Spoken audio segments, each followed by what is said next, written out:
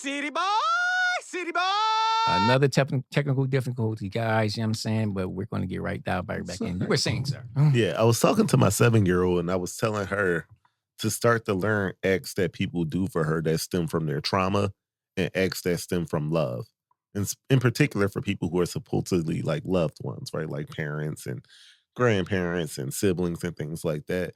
Because I don't want you to grow up and think that somebody that's doing something out of trauma is love because they say I love you at the end of it. Like, so for example, like if you grew up in a volatile household and your mom yelled and screamed and hit you and abused you and stuff, okay, cool. That's not an act of love. Mhm. The food, the roof over your head, like making sure you got your homework done, making sure you had clothes, those are acts of love. Right. But like both those things could be true, right? Like, yeah, I loved you in this moment, but like in this moment, I wasn't really feeling you that much. Or this moment, my trauma bled out on you. So shout out to you for catching what you just said that you caught in the trauma with your son, because I think it's tough sometimes to catch those things. It's real time when you're trying to sort through life and you're trying to figure out how you're going to pay the bills or how you're going to eat next week or how you're going to, like pull $200 out of your pockets to pay that past due bill to get it to stop it from shut off. And then your kid come ask you, hey, can I have a popsicle? And you in the middle of like trying to figure out all of your life problems.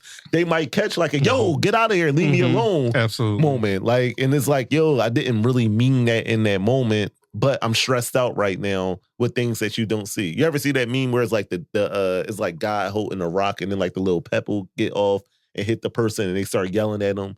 Cause like it's like a big boulder about to destroy a building. This thing comes and catches the boulder, but like a little pebble gets off and like hits one of the houses while he's holding the whole boulder up. And they just start like throwing all these knives and stuff at the giant. Oh, wow. And he's sitting there with the whole boulder. And I think parenting looks a lot like that, right? Where you sitting here trying to hold the village together. Sometimes a pebble might get through, but then I also think it's up for us to like coach people through to say like, hey, that was more from trauma. That was my trauma. So I love that you let your kids let X, Y. I love having conversations with my kids too. Whenever I discipline them, I say like, hey, do you think that was fair? Sometimes before I say, well, what do you think I should do? I told you not to do this. You did this. What do you think I should do now? Like to get them to thinking, like, I'm not just pulling this stuff out of my behind. You know what I mean? So it's definitely a conversation to have. Yo, me and my 8-year-old talk politics. Yo, 8-year-old got political views, bro. I didn't even realize that. But that's how much I talk to him. Every day, going to school, coming from school, we have our conversation. We park up like 5 minutes before we go in the house. And I'm like, this dude talking to me about politics. Like, and why I should vote the way he should. He wants me to vote, but I'm not going to vote the way you want me to vote. God. Another show. We'll save it for November because this one right here, I'm worried. I'm worried about you. I'm worried about you. That's all I can say right now. But but like you were saying, like I remember those feelings, like being a child. Like you still want to be seen. You want to be heard. Like you want to feel like you're in the room. You matter. You may not be able to do anything in particular. You may not be able to contribute money to a situation or whatever. But like let your kids know. Like I see you. I hear you. Let me get back to you. Never give them, never ignore them, and like you said, that whole because I said so. Stay in the child's place, like that kind of stuff. I do feel like it was toxic. Now there are some degrees where I feel like we should shield them from some stuff. Like they don't need to know everything. I can give you an answer without telling you.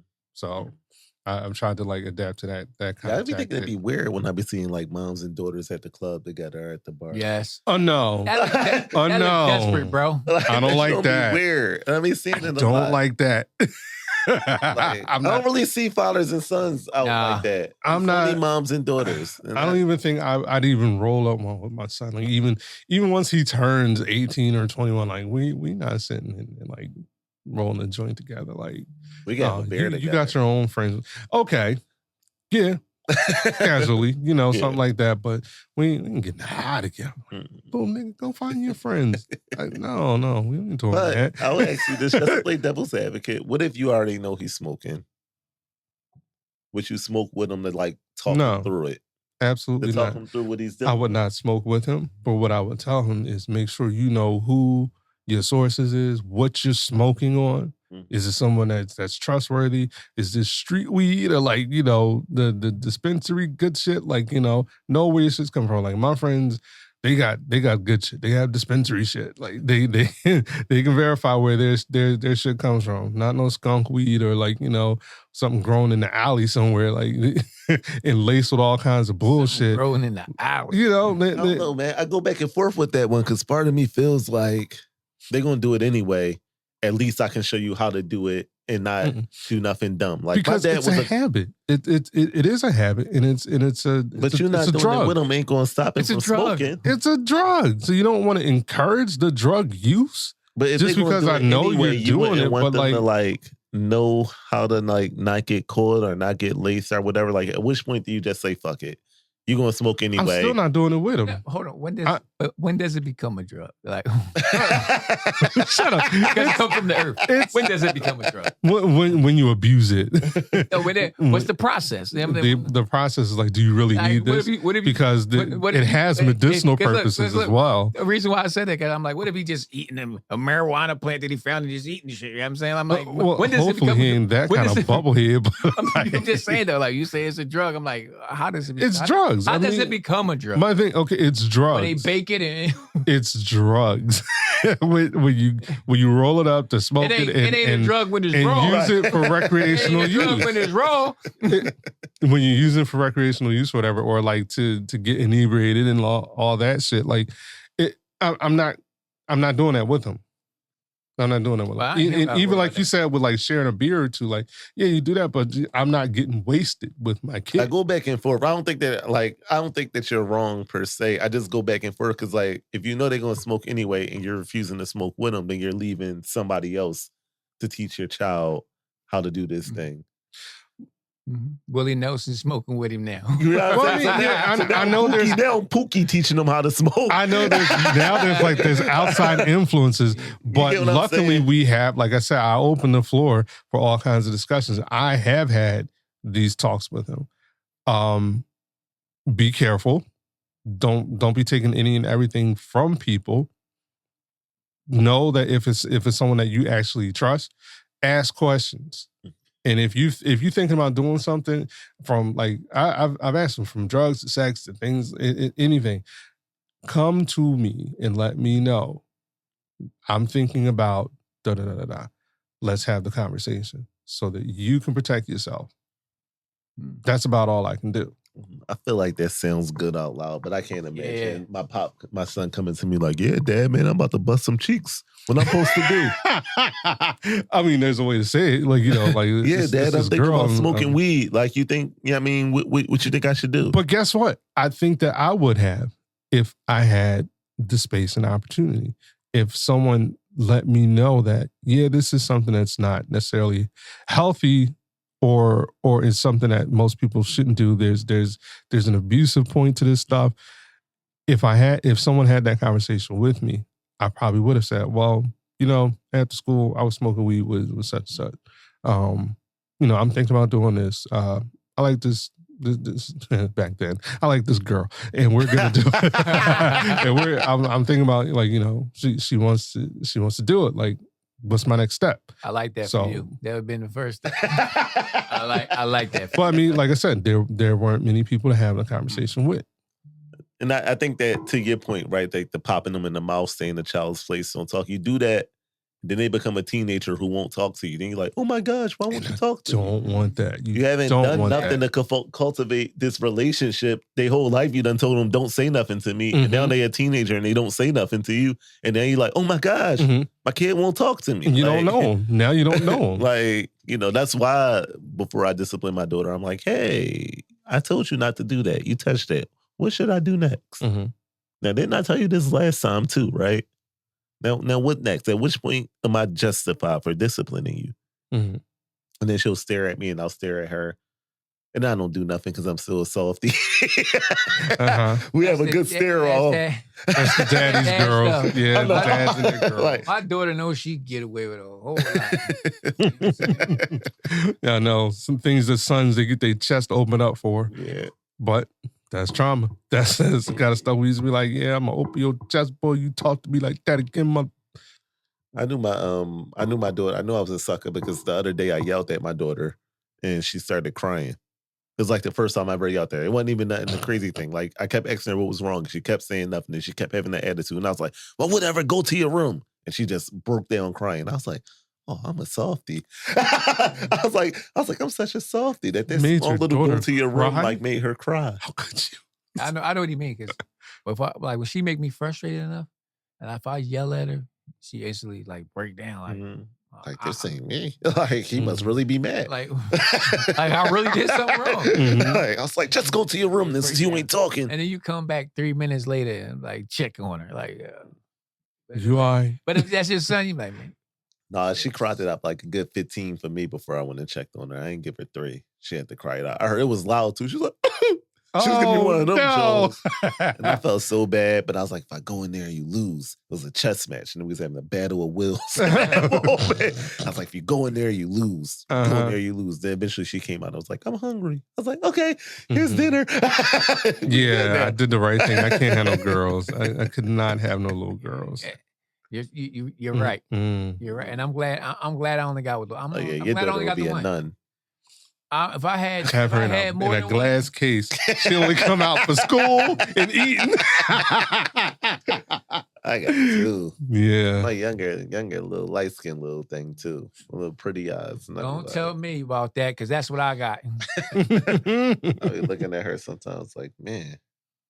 Just know they're gonna run into guys that were just like I know, and that's why I try to prep them. I'm serious. Shut the fuck up. Are you trying to prep them? Because I know. That's why I tell them I love them so much and I appreciate them and smile and I try to make them, make get sure everything they know from me their that they might long for somebody like me. Yeah. I'm the forehead kiss god, bro. Oh. Yeah. You know what I mean? That John right there. Every time I pick her up from Mhm. school, that's the first thing I do.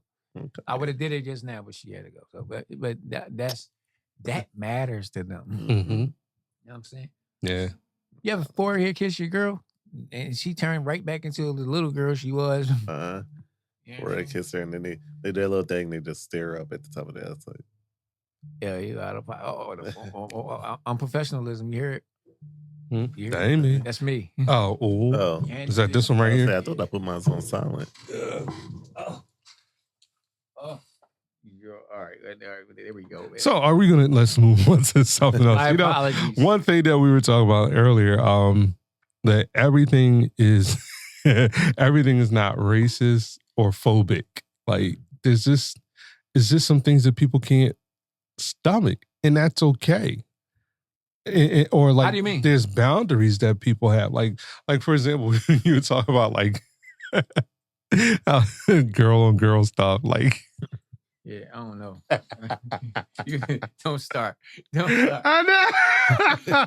No, go for it. We in the rabbit hole now. Yeah, we there now. But like, and I was saying an example like that people would get an attitude when they were here. Like, guys are always saying like, pause this, pause that, or like, I don't want to see no niggas kissing on my TV and stuff like that, or wherever we at. Like, I think anyone should keep their intimacy in like, at least to a minimum. There's probably a space of affection, holding hands, shit like that, or like if you're giving someone a hug, that's fine. But like, when you just outright tongue kissing and like, like really get hot and heavy and stank in public with people, and it's like, it's gross to see straights do it. It's gross to see gays or lesbians doing it, and it's like, and it doesn't mean that because you don't want to see that or it's a little gross to you. Oh Lord, we were interrupted a little bit.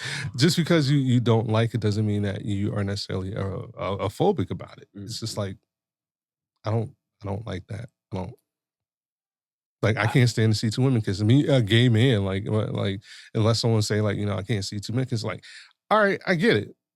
But like, moving on. Like, let's not make a problem out of this. Let's not start a beef or something just because, you see what we are. It's like, move it along. I get it. So it's like, why are people giving so much attention to that? Yeah. That's the whole thing about it. I don't know. It's like, why give it that much energy though? Like there's certain things you can keep it to yourself. You really can keep it to yourself. Like, why that would never make sense to me. It's like it's like two people hanging together that don't like each other, but that makes no sense. Yeah. Mm-hmm. So that's what I'm saying. Like if you don't like it, why would you be around? If I walked in and I see something I don't like, I'm walking out. Mhm. What would make me say I'm gonna sit down and hang with this? Mhm. I'm gonna partake in this.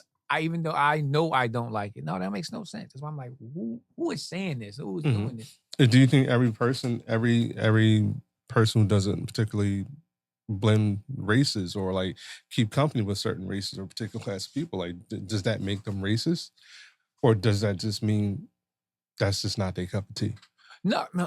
You know what make you racist when you insult the people. When you got something negative, when you already got a stigma about these people.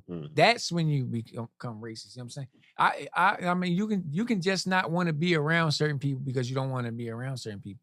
But when you pass in judgment and this and that's what makes you racist. You saying, oh, those guys are like this. That's what makes you racist. You know what I'm saying?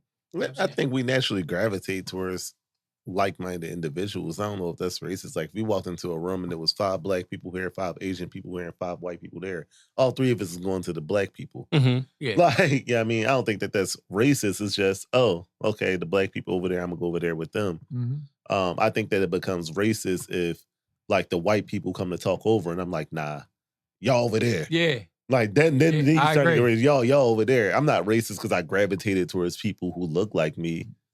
I'm racist when I refuse to interact with others, even when the situation or circumstance may dictate for that to happen. And like it's like it be the narrative pushing for me. Like, you know what I'm saying? I mean, I hate when I gotta say I got white friends. Mm-hmm. I mean, like, why can't I just say I got friends? Mm-hmm. You know, I got to specify that I got white friends. That like, I'm like, because, you know what I'm saying? Just to prove that, hey, you know what I mean? I'm not a racist guy, you know, I got a white friend.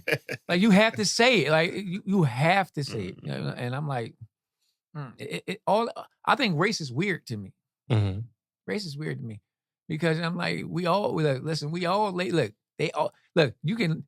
the same people that dislike us, right, want to lay on top of us. Mm-hmm. You know what I'm saying? You know what I'm saying? They don't like us, but they have a sexual fetish for us. Mm-hmm. Or behind us, bro. Whatever you're into. Whatever you're into. Got it. There's nothing behind me. I'm just saying. I'm behind. What I'm just saying is, I'm like, we the most hated, but the most imitated, the most desired. Yeah. We check all these boxes, but I'm like, if we check all these boxes, how come we are the most hated? Why is that? Why?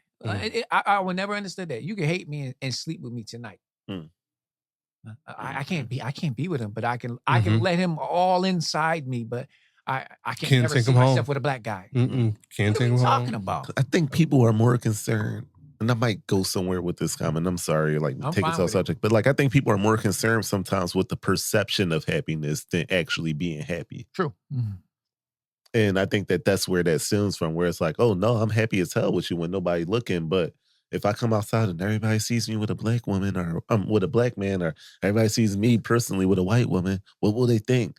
So now I'm not going to be happy. We could be in bliss, joyful bliss, like Behind closed doors. skipping through like daisies and having a great old time. And the moment like somebody looking like, huh, I knew he was going to find a white girl. Now my whole thing is messed up. But like, why does Miss Miserable's opinion matter to my life? Because that's all it be, is miserable people who like hates to see anybody else happy or anything else happy. Like, I'm miserable, you smile, I'm mad. I'm miserable, you laugh, I'm mad.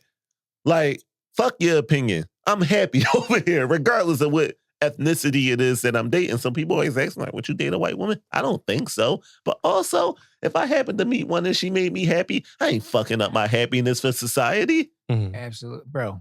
Like, I'm open. I mean, it is what it is. I'm open. What I'm open to is whoever make me happy. You know what I'm saying? I don't care what flag you wave. You know what I'm talking about? Is it the Japanese flag? Is it the Korean flag? I don't care what flag you wave, baby. If I'm like, yo, if we're a match, we're a match. You know what I'm saying? That's all I'm saying. I'm like, race makes no sense to me. It makes no sense because guess what? The skin color is one thing. We all look exactly the same. Like we all got the same eyes, no blah, blah, blah. You know what I'm saying? Some might be a little slanted than others or whatever it is. Nose might be a little bigger. However, we all take the same form. We all take the same. That's why I'm like, what is this race shit and who came up with it? Who designed this? Who was evil enough to say we need to split this shit up? Split the races. We need to split this shit up. Who was that guy? I mean, and treat this group over here like this, and treat that group over here like that. I love to dig him up. I mean, I love to dig him up and to know what you was thinking, bro. Bring him back. It's like people just love to go with society opinion. Like they love mass opinion. Oh my gosh, people think this, so I'm going to do this. What will people think? You know, I mean, arguments and relationships in my life I've gotten into from, what they going to say? What they going to think? I don't give a fuck. Like, I legit was arguing with the last girl I was with, not my current person. The last girl I was with one day because I didn't post her on social media. And she was like, when you going to post me? I can't believe you won't post me.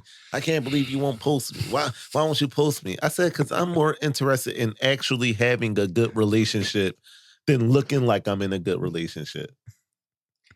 We've had that conversation before. You know why? I'm gonna tell you one reason why I learned my lesson from that.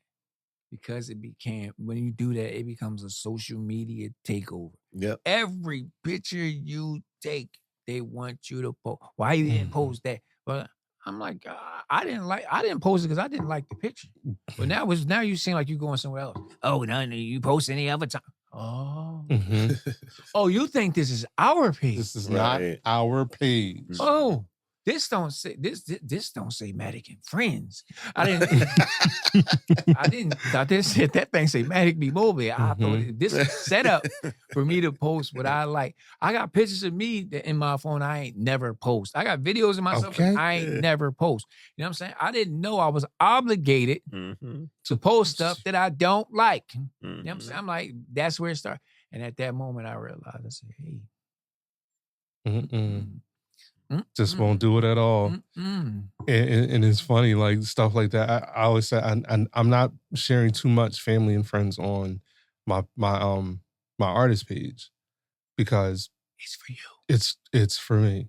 It's supposed to be about my artistry or whatever I'm doing, coming out with, stuff like that. I might put friends and stuff in stories, but and it's like a certain level of protection I want to keep them out of it, you know? So it's like, if you're going to think that it's something different, like I'm trying to hide you or trying to have the appearance of looking single or something. And that's what it usually boils down to when they want you to post them. Like, I just want everybody to know that you off the market or I got you. Like, you know, why you ain't telling people that you seen somebody? Why you ain't telling nobody that you married? Like, now, when I get married, though, probably when I get engaged, I'll start posting that stuff on there. But until then, it's like, man, like this joint is fluid, and I ain't trying to have to walk all this stuff back. Even with that, that's what you open up. You open up every time you take a picture. Right now, she got oh, why you didn't post that picture that we took yesterday? Oh man, didn't want to. The joint was trash. I hated how I looked in the picture. I'm not if it's a bad picture of me, it ain't going up. Ain't going up. No, you just don't want. They think that is going to either prevent cheating or people who check in, and I'm like, nah, bro. Like, trust me, it makes them try harder out here. Like, cheaters going to cheat and faithful's going faithful. Like, regardless of social media influence, like cheaters going to cheat. And no amount of posting that's going to stop a cheating person from cheating. It actually might make their life a little easier because now takers know that you off the market. And people know that it's just for the night now. I come to find people are more interested in people that are in a relationship. Yeah, that's Because people don't want the obligation to go through the duty with you. mhm. Nope. I can have fun with he or she and go back to my life, and he can go back to his, or she can go back to hers. And guess what? I can go to sleep at night. I don't have to hear it. He or she has to go through the record, not me. Mhm. They have to explain where they were. I don't have to. You know what I'm saying? That's what people are looking. People are more and more looking for people that are in relationships. You know what I'm saying? Like, the best availability right now is being unavailable. Like, oh yeah, you only got an hour. Mhm. Right. You know what? I'm good with that. Right. I'm gonna take that hour. Mhm. Because judging by how you reacted, that you got that hour, that means you got a lot of shit going on. Mhm. That mean you mean to tell me I can get that hour, and I don't gotta go through none of the shit. You gotta go. Say it. So that's how people acting now. So old tonight. So I just want the hour. Mhm. You know what I'm saying? I mean, I want you, and only way I can get you is for an hour, stress free. Mhm. Say that. You know what I mean? I'm off to the races. We got 58 minutes. That's it. Hurry up! You still gotta get washed. You gotta leave 10 minutes on the clock. You gotta get cleaned up. No, like everybody want what somebody else got. Single people want to be taken people want to be single. Yep. Like Yeah. just enjoy. I said it in the last show. It was my little viral clip. Like, just be you, man. Like, enjoy what you do, and like Mhm. when people ask you about it, shrug and say, "Yeah, it works for me." Mhm. And That's it it. doesn't make you a bad person because you ain't into something. Like, not my thing. But then also don't knock people because they are into stuff that you're not into. Bro. It's one of my closest friends right here. I'm not into what he into. Me either. But I love the guy. Right, I love him to death. I love the Like, guy. it's funny. After this, I might Judgment tell free zone. I might tell him to post a picture of us on this story, because whenever I post a picture of us on the story, I get a few new followers. They're Start dogs. following me, and I'll be like, look at your friends following me. You let them know I'm not buying what they selling. Okay, I know.